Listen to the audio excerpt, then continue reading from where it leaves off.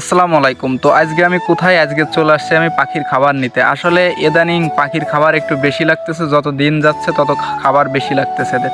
তো আগে কিছুদিন আগে 10 কেজি মানে প্রথম যে সময় আমি পাখি নিয়ে আসছিলাম তখন হচ্ছে 10 কেজি খাবার সংগ্রহ করছিলাম ওদের জন্য বাজার থেকে। তারপরে চিন্তা করলাম যে 10 কেজিতে খাবারে হবে না, যেহেতু পাখি বড় হওয়া ধরছে আর খাবার একটু বেশি লাগতেছে।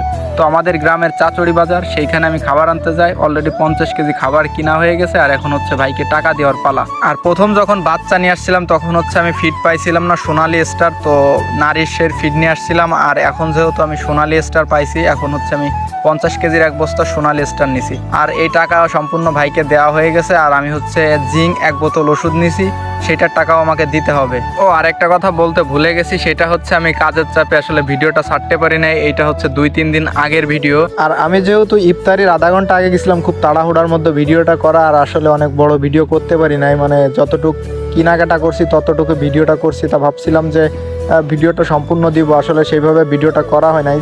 আর যতটুকু দিছি আশা করি আপনাদের ভালো লাগবে, এতটুকুই আর কি। তো সবাই ভালো থাকবেন, সুস্থ থাকবেন, আর নেক্সট কোনো ভিডিও দেখার জন্য আমন্ত্রণ রইল সবাইকে আবার।